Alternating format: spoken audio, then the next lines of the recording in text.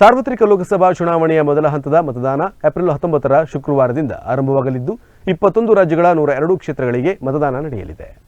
ವಿಶ್ವದ ಅತಿದೊಡ್ಡ ಪ್ರಜಾಪ್ರಭುತ್ವ ರಾಷ್ಟ್ರವೆನಿಸಿರುವ ಭಾರತದಲ್ಲಿ ಶುಕ್ರವಾರದಿಂದ ಮೊದಲ ಹಂತದ ಮತ ಹಬ್ಬಕ್ಕೆ ವೇದಿಕೆ ಸಜ್ಜಾಗಿದೆ. ಅದರಲ್ಲೂ ಮೊದಲ ಬಾರಿಗೆ ತಮ್ಮ ಹಕ್ಕು ಚಲಾಯಿಸಲು ಯುವಕರು ಅತ್ಯಂತ ಉತ್ಸಾಹದಿಂದ ಅಣಿಯಾಗಿದ್ದಾರೆ.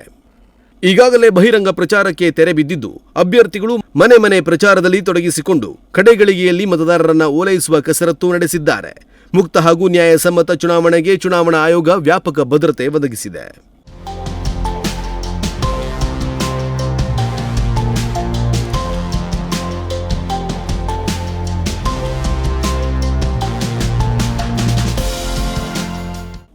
ನೂರ 2 ಕ್ಷೇತ್ರಗಳಿಗೆ ನಡೆಯಲಿರುವ ಚುನಾವಣೆಗಾಗಿ ಮತಯಂತ್ರ, ಚುನಾವಣಾ ಸಿಬ್ಬಂದಿ ಇನ್ನಿತರ ಸಾಮಗ್ರಿಗಳನ್ನು ಆಯೋಗ ನಿಗದಿ ಮಾಡಿರುವ ಮತಗಟ್ಟೆ ಕೇಂದ್ರಗಳಿಗೆ ಸಿಬ್ಬಂದಿಗಳು ತೆರಳಿದ್ದಾರೆ. ಇನ್ನು ಮೊದಲ ಹಂತದ ಲೋಕಸಭಾ ಚುನಾವಣೆಯಲ್ಲಿ ಅರುಣಾಚಲ ಪ್ರದೇಶ 2, ಅಸ್ಸಾಂ 5, ಬಿಹಾರ 4, ಛತ್ತೀಸ್ಗಢ 1, ಮಧ್ಯಪ್ರದೇಶ 6, ಮಹಾರಾಷ್ಟ್ರ 5, ಮಣಿಪುರ 2, ಮೇಘಾಲಯ 2, ಮಿಜೋರಾಂ 1, ನಾಗಾಲ್ಯಾಂಡ್ 1, ರಾಜಸ್ಥಾನ್ 12, ಸಿಕ್ಕಿಂ 11, ತಮಿಳುನಾಡು 39, ತ್ರಿಪುರಾ 1, ಉತ್ತರ ಪ್ರದೇಶ 8, ಉತ್ತರಾಖಂಡ 5, ಪಶ್ಚಿಮ ಬಂಗಾಳ 3, ಅಂಡಮಾನ್ ಮತ್ತು ನಿಕೋಬಾರ್ 1, ಜಮ್ಮು ಮತ್ತು ಕಾಶ್ಮೀರ 1, ಲಕ್ಷದ್ವೀಪ 1, ಪುದುಚೇರಿಯ 1 ಕ್ಷೇತ್ರಗಳಿಗೆ ಮತದಾನ ನಡೆಯಲಿದೆ.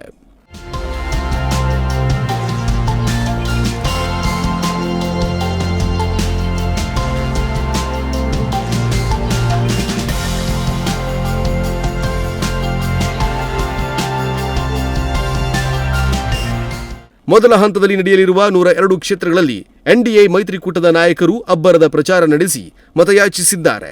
18ನೇ ಲೋಕಸಭೆ ರಚನೆಗಾಗಿ 543 ಸದಸ್ಯರ ಆಯ್ಕೆಗಾಗಿ ಶುಕ್ರವಾರದಿಂದ ಜೂನ್ 1ರವರೆಗೆ 7 ಹಂತಗಳಲ್ಲಿ ಸಾರ್ವತ್ರಿಕ ಚುನಾವಣೆ ನಡೆಯಲಿದೆ.